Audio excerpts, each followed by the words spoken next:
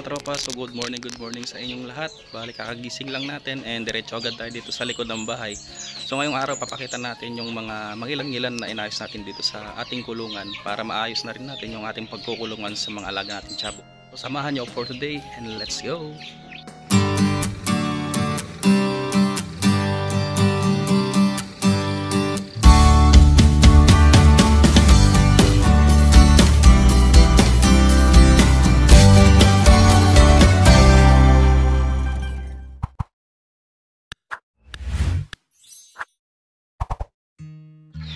Yan, good morning ulit sa inyong lahat. So andito tayo sa ating mga alagang tiyabo. Ang pinroject natin kahapon or yung ating task is inayos natin yung ating kulungan nila. So inilipat na rin natin ang area. Mamaya papakita natin kung saan natin nilagay. So ito yung ating mga tiyabo na possible na mag-breed na kasi nga pinair natin sila last time. So nagpurga na tayo and ayan, nagbibigay tayo ng conditioner, corn grits, tapos yung ating Integra 2. So ayan yung binibigay natin. Tapos ito naman yung ating pinatilyo. Ayan. Ayan. Isang kaliit.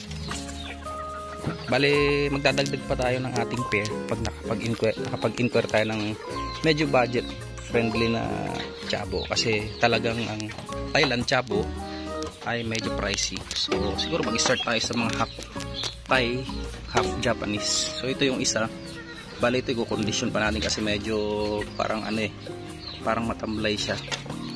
Kaya kailangan bibigyan natin siya ng vitamins, tapos yung pangtanggal ng sipon. So parang may halak kasi siya eh. Yan. So i-condition din natin yan. Bale ito yung ating lumang kulungan ng rabbit. Dito nakaset up. So inayos na rin natin. Nilagyan natin ng harang dito sa bandang itaas kasi nga dito pumapasok yung mga ibang manok, ginagawang pugad, na i-stack yung dumi nila dito sa bandang itaas na part. So ayan yung ginawa natin, hinarangan natin. Ayan siya. Bali ang may lalagay natin dito is 4 pa. So pwede tayong maglagay ng mga breeders dito. So ayan. And guys, yung mga alaga pala natin kambing nandun na sa likod ng bahay. So pakita lang din natin tong ating ginawang bagong kainan nila. Bale pinatong lang naman natin itong marine plywood kasi nga yung ating previous na pakainan is nabutas. So yan, pinatong lang natin para malinis siyang tignan and hindi nahuhulog yung mga pagkain. So itong pakainan natin na to, tingin natin magtatagal naman kasi nga marine plywood to. Yung ibang may farm ganito rin yung gamit nilang pakainan. Kaya advisable na pag magpapagawa kayo ng pakainan, stainless dapat or yung mga ganitong klase ng pakainan kasi nga based on experience gaya nito. Nabutas to last time no? Nasa ilalim. Hindi natin makita dahil nakapix na. Ayan. Ayan no. Tignan niyo yung bandang ilalim niya, nabutas. Yan ang disadvantage ng mga galvanized na yero ngayon. So hindi na siya ganun kaganda. Dahil nga tayo nagpapakain tayo or nagpapainom tayo ng pulot or nung molasses na may asin. So yung asin nagiging cause yun ng pagkakaroon ng kalawang ng bakal. Kaya much better napalitan na lang din natin ng ganito. Mas malinis siyang tignan and mas tatagal siya. So ganyan yung setup niya. So ito guys, pagpasok natin dito sa kaliwang part ng ating kulungan dito, bali medyo magulo pa rito sa loob. Ayan, dito natin nilagay yung ating kulungan ng Japanese tiyabo. So pwede tayong mag-breed dito ng mga ilang pairs. Ayan, 1, 2, 3, 8 din.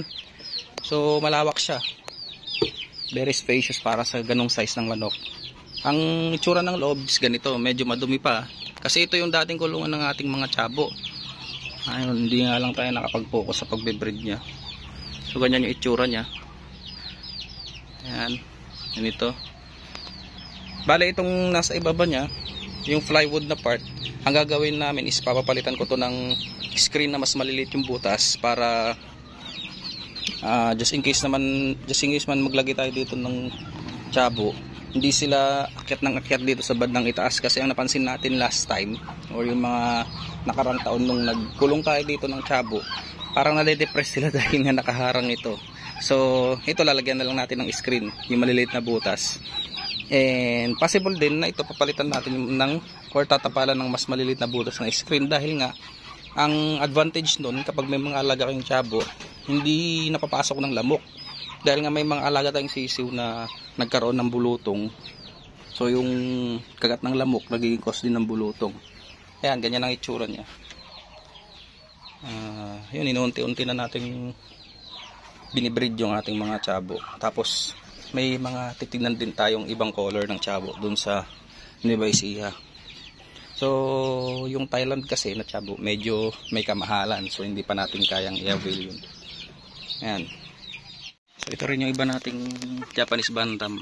Meron tayong isang long legs dito, hindi nga lang siya lowered, pero yung tatlo nating inahin, ayan, may isa tayong pulit tapos dalawang inahin. Mababa na yung paa nila, naka-lowered. Ganyan lang sa kaiksi. Condition na rin itong mga to kasi nga last time maputla yung mga itsura nila. Bali kulang lang tayo sa paligo. Tatry nating paliguan bukas kasi mamaya may mga asikasuhin pa tayo. Kuha tayo ng kawayan na gagamitin natin sa ating gagawing kulungan ng bibi. So ayan yung itsura nila. Uhaw na uhaw. Meron siyang isang itlog dito. Ayan. Nag-start na rin silang mangitlog.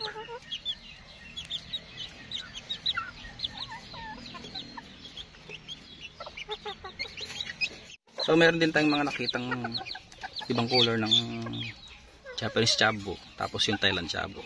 Bali kasi yung Japanese Chabo, yung buntot niya ganito, hindi siya ganun kabuka. Pag nakita kayo ng Thailand Chabo, talagang mamamangha kayo sa itsura nila dahil nga yung buntot nila is parang pamaypay. And pag may nagkakaroon ng show, karamihan na ganun na yung sinasali nila dahil sobrang ganda. Tapos yung mga buntot nila matutulis talaga. So itong atin naman, nag-i-start pa lang naman tayo ulit na mag-alaga ng Chabo, kaya okay muna sa ganito. At ayan guys, nandito naman tayo sa likod ng bahay para check natin yung iba nating mga tanim dito, mga alaga. So ito yung ating sitaria grass, tapos yung mulato, nag-harvest tayo last time nung mga 3 days ago ata. Yan na yung kanyang regrowth, tumutubo na kaagad. Tapos itong kanang part naman di pa natin nakukuhanan. So tignan natin kung makakuha tayo mamayang hapon, dahil nga para yung tubo niya mas maging maganda, lalo rainy season na. Katapat lang nito is organic fertilizer. So ayan. Tapos yung mga tanim naman natin dito na mga mulberries, kita rin natin. Sila, may mga bunga na yung ating pinron last time. Bale yung nangyari lang dito, hindi natin siya na-i-bend. So may mga nag-aalaga ng mulberry talaga, kaya nilang pabungahin ng marami. Bending method yung tawag. So kukunin nila yung bandang dulo ng mulberry or yung puno niya, yung tangkay niya, tapos tatalian nila and then itatali nila sa ibabang part para mag-bend siya, magkaroon ng arc na shape. So mas maraming sangay tumutubo, tapos kasabay na yung mga bulaklak. Tapos dito tayo sa ating mga napier. Yan yung napier plantation natin Hindi pa tayo nakapagsaboy ng fertilizer, hinayaan na lang muna natin para kusa na lang tumubo, dahil nga muulan naman. Kaya yan, tumubo na sila. Siguro itong mga ang age nito is magwa 1 month na after nating mapaputulan. So yan yung regrowth nya. Mas mabilis sana kung may fertilizer, pero okay na yan dahil ipapakain din natin yan sa mga kambing natin. And dito sa part na to, nagtanim din pala tayo ng Mombasa, nagsingit tayo. Ayan, Mombasa yan, tumutubo na. Ito pa, Mombasa yan, Mombasa. So saan pa ba iba? Ayun, nandun pa, Mombasa. Ito, Mombasa. Ayan pa. Maganda siyang itanim ngayong rainy season dahil nga hindi ka mamumroblema sa patubig. So every morning naman, just in case na walang ulan paggabi, nagkakaroon ng moist dito sa likod ng bahay, yung hamog kung tawagin. Kaya hindi kayo patubig ng patubig. Tumutubo na lahat sila. Mga nipir natin, mga alaga din natin, pasilip natin.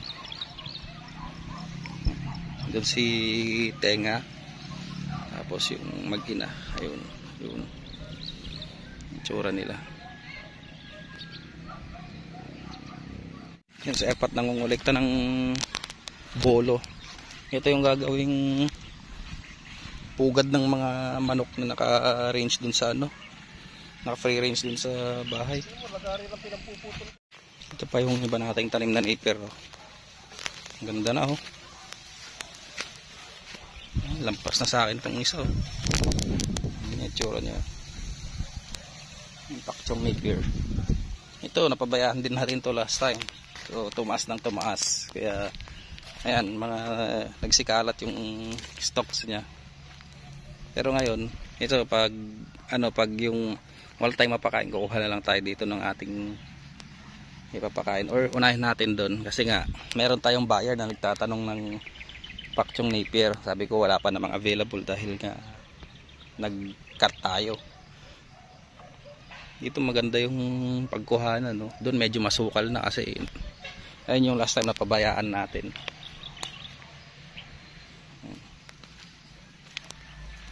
Kita natin. Medyo makapal na rin yung napier oh. Ang technique kasi ng iba talagang nagpapatubig tapos cultivate.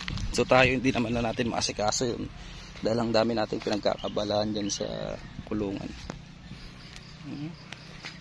Ganda ng tubo nya. Ito pwede nyo rin ito pakain sa mga iba nyo pang alaga. Yun nga lang, ang gagawin nyo pag gigilingin nyo mabuti dahil itong napier once na pakain nyo na ganyan, hindi naman nila makakain dahil medyo matigas yung stocks nyan. So ang edad na 30 to 45 days, medyo malambot pa yun. Ginagawa ng iba, meron silang panggiling, yung pino.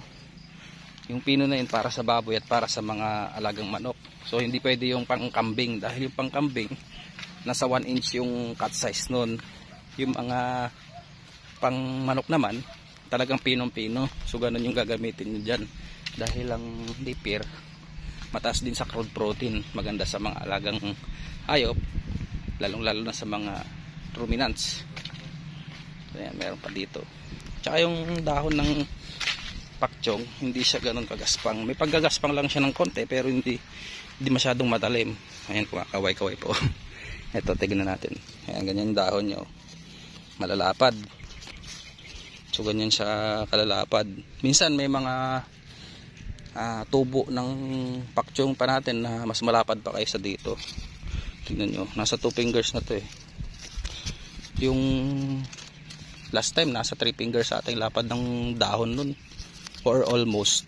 Ayan o, yung siya kalapad o. Ayan. Tapos pag pinakain nyo sa mga kambing, mas gusto nila yung ganitong edad eh. Kung tutusin, wag mo nang paabutin ng 45 days dahil nga yung 45 days matigas na, minsan di naman nila kinakain yung stocks. So yung mga naka full confinement, yun, napo-force silang kumain ng napier. Minsan nagsasawa din yung mga alagang kambing. Kaya ang ginagawa nung iba, naghahalos sila ng feeds or yung commercial pellets, sinasabay na nila sa napier. Pero karamihan ng kambing ayaw ng ganon, talagang nasanay sa bukid. Gaya itong mga kambing natin, sanay na dito sa bukid. Kahit ipastol mo ng maghapon dyan, walang problema, nabubusog na sila. Unlike pag yung naka full confinement, minsan kung ano ibibigay mo, syempre no choice sila. Kadalasan nagsasawa sila dun sa lasa ng pagkain. Hindi naman siya gaya ng mga alagang baka na sinasabi nila kailangan hindi pa iba-iba yung pagkain. So pag ginanon yung kambing, minsan nangangayayat, ganyan, hindi siya tumataba. Tapos lalo na pag nasanay sa feeds, doon na pumapasok yung medyo magastos yung pag-aalaga ng kambing. So tayo, sinanay lang natin na dyan nasa bukid dahil nga ang purpose na lang naman natin is makapag-breed, makapag-benta, tapos magkaroon minsan ng pangkatay. So hindi na tayo nagbe-breed para magbenta ng for breeding purposes. Meron pa rin naman pero hindi na siya ganun gaya ng mga pure Anglo-Nubian, dahil nga ang dami nang nag-aalaga ng Anglo-Nubian ngayon, minsan nagbabagsak presyo na. So kadalasan yung mga breeder talaga kailangan din magbaba ng presyo dahil nga kailangan nilang magbenta rin or mag-dispose ng mga alaga nilang barako. Kasi ang barako na yan, kapag binbreed mo na yan, hindi naman pwedeng i-stud niya yung kalahi niya or yung kapatid niya, mag-inbreeding na sila. So kailangan talagang namamanage na mabuti, may program tayo kung paano natin di-dispose yun. Yung iba naman ang ginagawa, kapag na-reach na nila yung edad na 5 to 6 months, pinapakatay na nila, tapos ibebenta nila yung mga karne.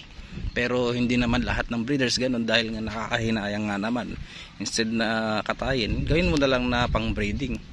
Pero kung mamamanage mo ng maayos, ikaw kung marami kang sobrang karne ng kambing, pwede yun. At dyan na lang muna natin tinatapos yung video natin for today, dahil nga mamaya may pupuntan na tayo, medyo busy na tayo. So sa mga nanood, thank you very much, and sa mga bago pa lang dito, please don't forget to like, share, comment, and subscribe to Endong's World channel, and hit that notification bell para updated kayo sa ating mga next YouTube upload videos.